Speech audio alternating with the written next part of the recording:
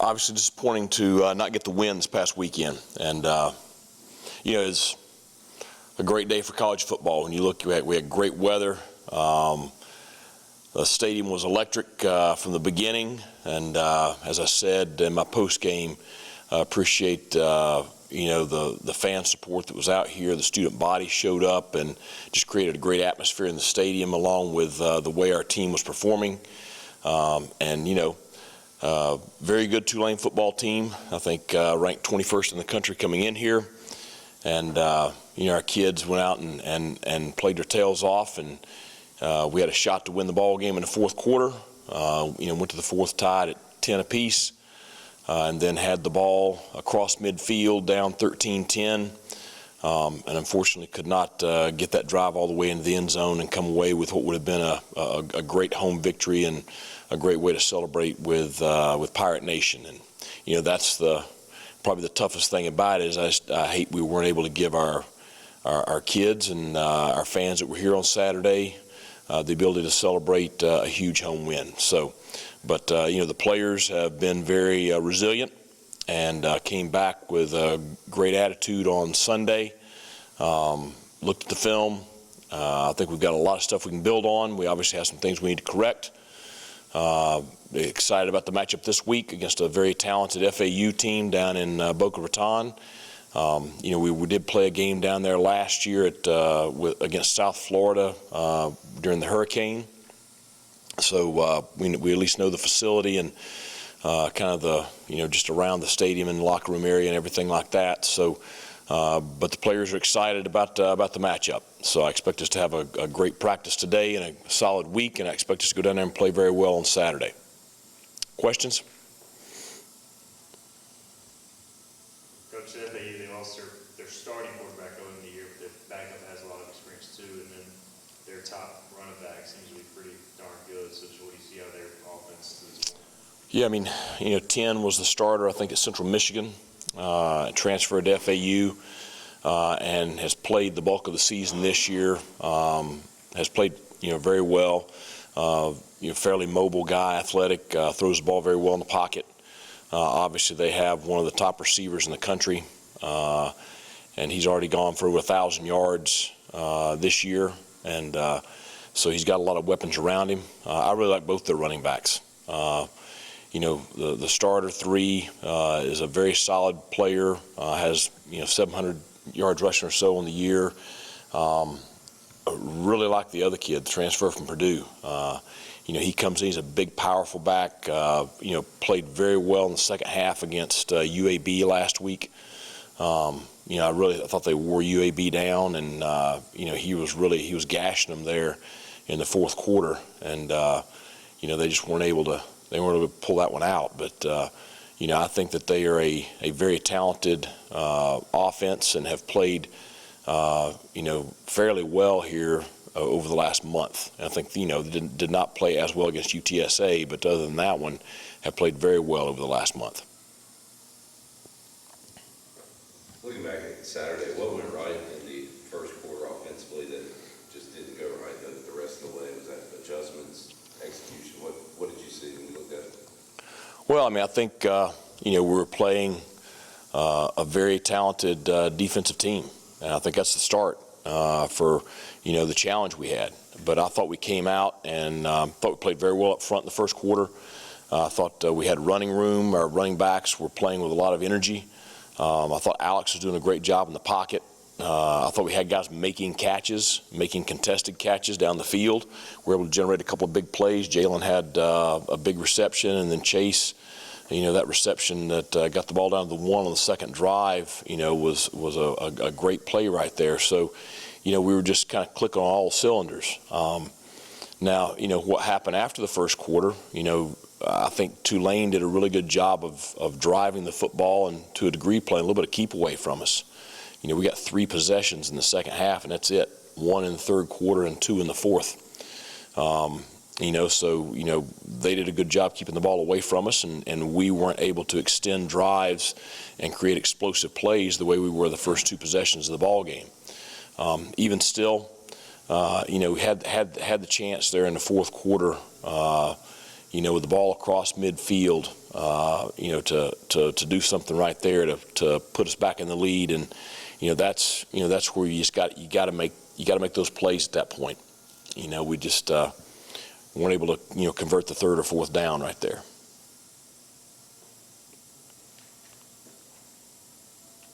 That first quarter, particularly, y'all were getting good push up front on the offensive line, maybe as good as y'all have this year. Do you feel like that was a mentality thing, and how can you maybe extend that throughout the course of the game and keep that run going? Well, like we talked about last week, I thought we had a great week of practice. It's probably our best, solid week total that we've had all season. And I think the players were very ready to play on game day. And I do think we're starting to get better cohesion with our offensive unit. And so I think there's a lot of things. But the players do feel like they're improving. And I think that you can look at the performance the last several weeks and see, where that's the fact. And, we just got to continue to build on that. And that's what I challenged them with Sunday. That'll be kind of the focus of our team meeting today. But I think they're very motivated. This group cares tremendously about this program and about each other. And they want to go out and play at a level that, we all desire for East Carolina football. And so I expect us to have a solid week this week and to play better this weekend than we did last Saturday. Coach, to follow that up, some of the players in the past teams have said, until you get so sick of coming up just short, it's just one of those things you've got to get over the hump. Do you see that this team is at the verge, and because they're all just sick and tired of getting so close and having so many close calls, they just got to get over the hump. And once they do, good things might happen. Well, we kind of went through this a little bit in 2020, where we had a lot of close losses and, learning how to win. And, I think we got a lot of guys on our roster that have won. There's a bunch of those kids on defense that have been part of, 2 straight bowl trips.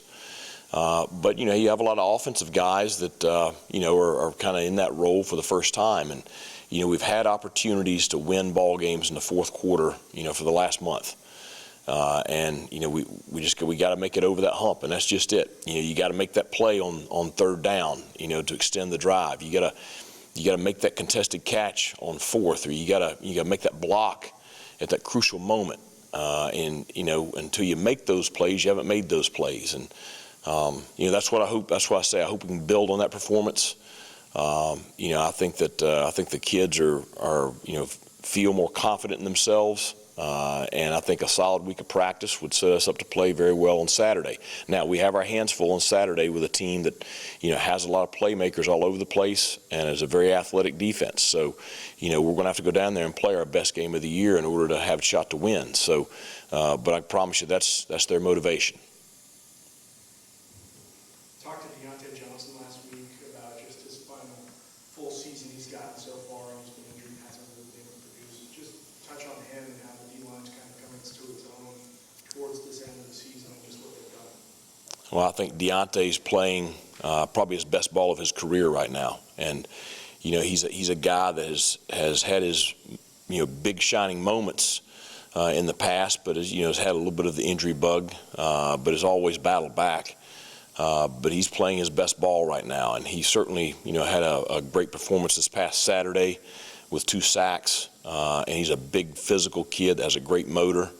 The thing I love about him is just him as the person. I mean, he's such a positive leader for us out on that practice field in our locker room, and just an enjoyable guy to be around every day. But certainly, I think he's playing at a very high level right now. You said earlier this year you would like to see Jeter get some more game action. Is it a situation where maybe the game's out of reach where you want to put him in, or are you comfortable putting him in these final 3 games when the game is still in doubt? Well, I think, we all have to keep in mind he's a true freshman. And he's been getting reps with the travel squad, throughout most of the year. And, with each week, we're always going to do whatever is best for our program to put us in a situation to win on game day. And if he's part of that, then that's what we'll do. And if he's not, then we won't. But I continue to be pleased with his progress. We have, had to, intentionally, hold him to a degree because we do want to protect the red shirt. He's a young guy. You want to make sure that you have the availability of his eligibility for when he is ready, and you want to try to maximize that for as many years as you can. So, very encouraged by him, and we'll see how he does in practice this week. Coach, unfortunately, Saturday, Jack's collegiate career at least came to a premature end. What did you say to him after you got that news? Well, he didn't get that news until late yesterday, confirmed. So, but I guess it's okay to let everybody know. Yeah, it's just you can't sit here and ask yourself why me, because that's what happens when guys are in that situation. Because he's a guy that pours everything into it. He's a very positive leader in our locker room, and he plays the game the way you want him to play. And so, I sat down with him yesterday evening after we had got confirmation of what was going on with him, and just talked through his season and what he'd done in his time here, and then we talked through just what his next steps are. And his primary focus right now is to support his teammates and to support our program and to continue to be a strong leader. And then, he and I and, all of our, people around our program are going to work together to help him with what's the next step in life for him. That's what we try to do with all of our guys that are transitioning on from football. But, certainly I'm thankful for the 2 years that we've had with him. He's an outstanding young man, in addition to being a positive impact player for us on the field. What do you think about Keaton's breakout, and have you had a chance to talk to him at all since Sunday? It was good to see. I got to catch some of the highlights when I got home Sunday night. My 14-year-old he'd been watching all of it, and so it was great to see Keaton, getting a shot and doing the things that we all have watched Keaton do for the last several years here. And I messaged with him yesterday morning just about how proud I was of him, and just keep doing his thing, and I know he will. And I'm just excited for the opportunity he's getting. You just hope that he was going to get a solid shot, and he's getting that shot, and he's making the most of it. And that's all you can ask for in his position. So excited to see what he does from here on out.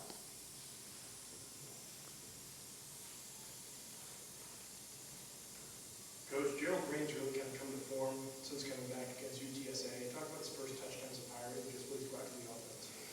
Well, I think he's brought some positive energy and just some fresh legs, and he was very frustrated being out for as long as he was, but he's came back really excited and enthusiastic, and playing at a very high level. And so it was great to see him get in there and get in the end zone for the first time as a Pirate, and he was excited about that. And I told him feel free to do it more than once now. So but I think he's brought a little bit of positive juice to that room, and I thought he and Rajay both did a really solid job on Saturday.